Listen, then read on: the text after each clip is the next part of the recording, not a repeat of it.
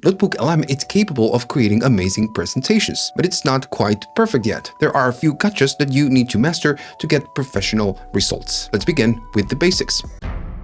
To work with NotebookLM, you need to go to notebooklm.google.com. Once here on your account, you need to create a new notebook. Maybe you're wondering why not using the classic Gemini? Well, the difference is that NotebookLM allows you to ground the AI to a very specific source material, like documents, web pages, PDFs, and videos. By using very specific sources, you reduce the inconsistent responses and hallucinations.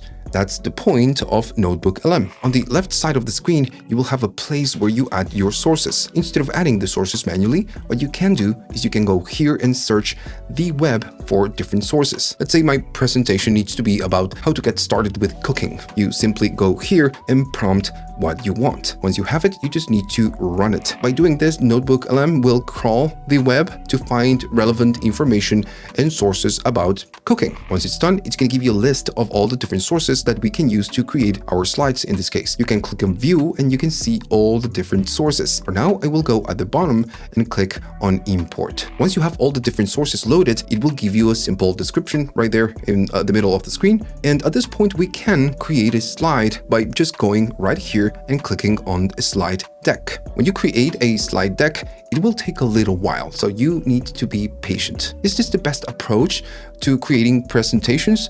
Well, honestly, no. I mean, it is fast. You go to the web, you find the sources, and then you get your presentation. I'm going to show you in a minute how to take your presentations to the next level by diving into the different configurations. Okay, so it's done and it took a little while. That's something that you need to know. Once you click on it, it will give you, let's say, a breakdown of all the different slides that created for us. And as you can see, it's just pretty good. Now, at the very top, you have a few options. You can expand these slides by clicking this option, and just like this, we can view all the different slides, and it's pretty decent. Then the other options are going to be share, so you can of course share the slide. If you click on the three dots, you can download as a PDF, but also download as a PPTX, which means that you can open it on a PowerPoint or maybe a Google Slides. If you want to play the presentation, you can start the slideshow, and of course you can use your keys to move through the different slides. And last but not least, you have this option that was not here before. This is kind of new.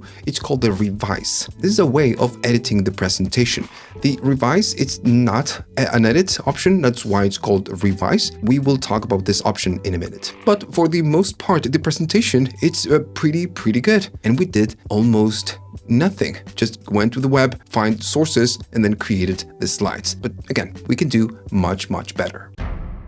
The best way to ensure that your presentation is right is to provide your own verified sources. I am on a new notebook. If I go to the left, you have the button of add sources. I'm going to click on it and you will be getting this, let's say this window. Right here, you can do the same thing that we did before. You can find the web for new sources, but this is not what we want to do if we want for the slides to be, let's say, right to the point. If I go at the bottom, you can drop your files. You can upload files, add links from websites and YouTube videos, maybe add a document from your Google Drive, or maybe just paste some text. And this is what we want to do. We don't want for NotebookLM to go to the web and get some random information. We want to provide the sources. So I will add my own sources. First, I'm going to go to my Drive, and this will open your personal Google Drive. I have a document right here that I want to use. I'm going to click on it, and then I'm going to go at the bottom and say insert. Once you add a source, it will appear at the left side of the screen as a source, but we can add more. If I click again on add sources, I will go to websites, and here we can paste all different links that we want to use. I have two links. I have this one, which means that I will copy the link, go right here. I'm going to paste the link, and I have this YouTube video that I want to use. So we have two different links. Once you are ready, you just click on insert, and now we have three different sources. And again, the point of this is that we trust the sources. And that's pretty much it with the sources. This is the best way of using NotebookLM. While you can find sources automatically, just like we did before, it is a bit of a gamble. For important presentations, you cannot risk fake or incorrect information. So you need to do it this way. Now that we have the sources, we need to create the slides. And in this example, we are just doing something simple with photosynthesis, but this could be anything. Maybe a business presentation, maybe homework, or maybe a lecture for your classroom. Like before, we could go to slide deck and click on it and get the slides, but we don't want to do this. I'm gonna go right here and you have this arrow. When you click it, instead of creating the slides, it will ask you what is the format and what do you want to do. So this is like the customization or the advanced options for the slide deck. First is the format, which is the detailed deck or pre-center slides. So what is the difference? The detailed format is best for presentations intended to be read on solo, so it has a lot more text and details. The pre-center slides, it's the opposite. It is best used if you have a presentation. Maybe you need to speak over the slides. Well, the slides will be a little bit cleaner, less crowded with less details, so you can just pitch your presentation. So the pre-center is a little bit more, let's say, visual. Then, of course, you can change the language. I'm going to keep English. And then you have the length. And this one, it's important. The length is the amount of slides that you get from the slide deck, and it really depends on the volume of your sources. You usually see an option for short, which is under 10 slides. The default, it's going to be over 10 slides, maybe 10 and 15 slides. And sometimes, again, if you have a lot of sources, you will see a long option, which are going to be a lot of slides. So if you have a massive amount of sources, you will be getting a super long presentation. Is there a way of letting NotebookLM how many slides we want?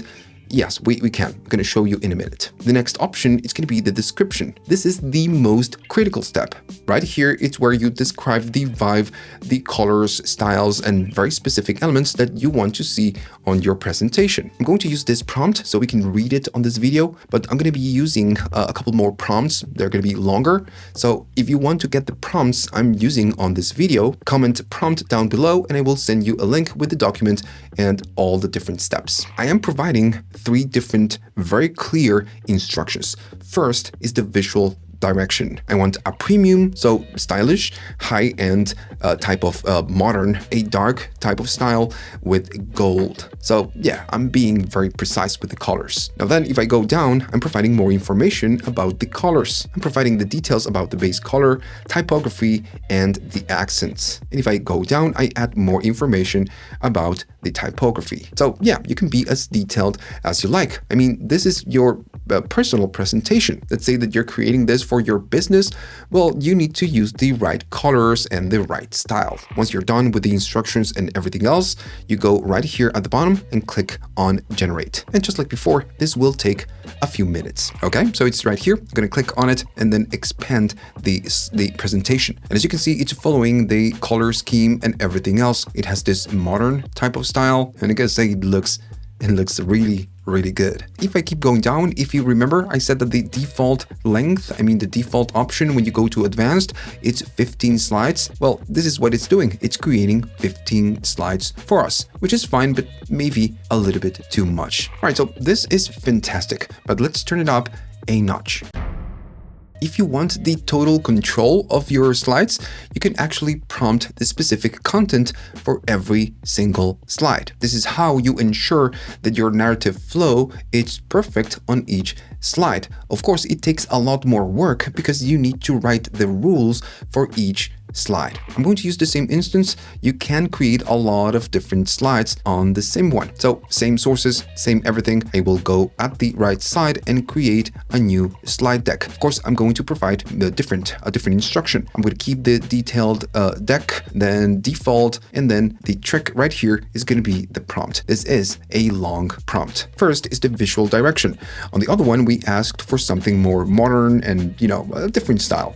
This one, it's more fun, educational, and I'm asking for a 6-slide presentation about photosynthesis. The main theme for the presentation is going to be this 3D rendering type of cartoons with dogs and cats. So yeah, we can ask NotebookLM for this type of precision and it will do it. It's just amazing. If I go down, I add more instructions about the structure, which is 6 slides long, and then is the most important part. I'm providing information about the slide number 1, what I want for a title, and then the main focus of that slide. I'm also providing the visual information, which in this case is going to be a dog wearing a superhero cape. So yeah, I'm again being very precise. And then we just keep going. We add more information for the slide number 2 and what we want on that slide.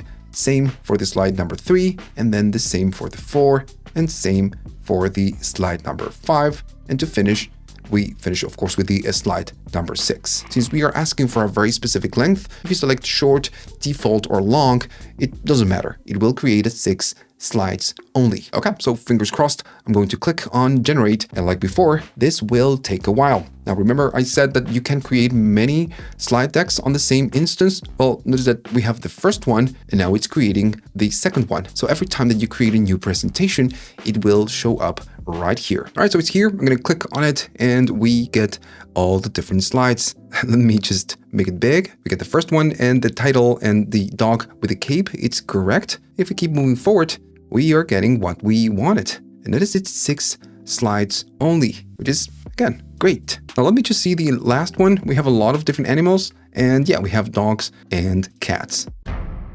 All right, so editing. Here's the downside. If you download the presentation as a PPTX file, you can of course open it on PowerPoint or Google Slides.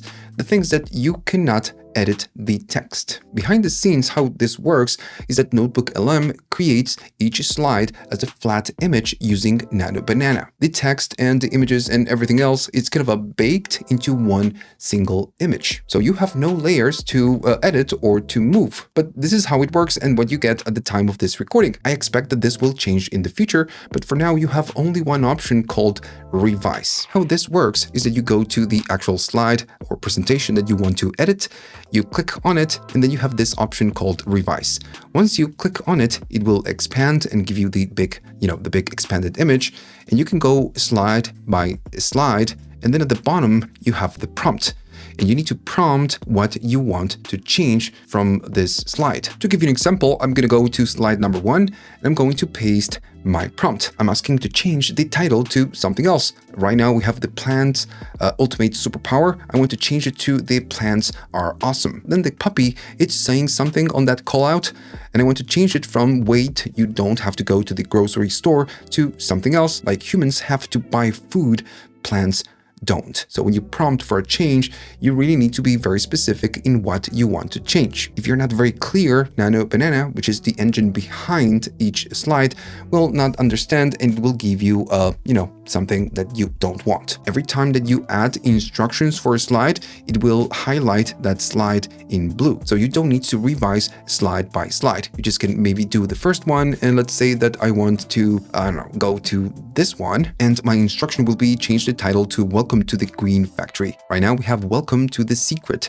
Green Factory. So now if I take a look at the right side, we have 2 different edits on the slide number 1 and this slide number 3. So yeah, right here you just need to go slide by slide, making sure that everything is right to the point. And if something is incorrect, go to the prompt and ask for changes. Once you are ready, at the very bottom, you will see that you have pending changes. You can cancel or you can generate a revised deck. If you click on the drop down, you will see all the different edits. Now, once you are ready to create a revised version of this slide deck, you just need to click on generate revised deck. What this will do, it will not edit your existing deck. It will create a new version. Now, as we know, creating a new deck takes a long time. Will this take that long?